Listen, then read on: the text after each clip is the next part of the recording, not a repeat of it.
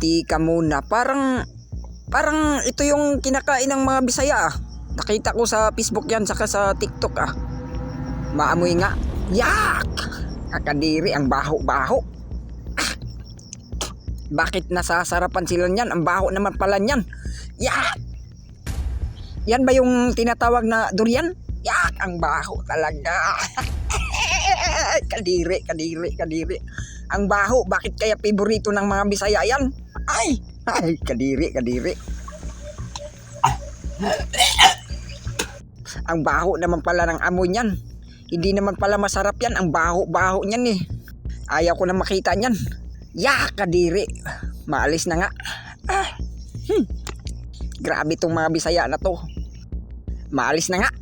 Ayaw ko na makita niyan. Ang baho-baho. Kakadiri.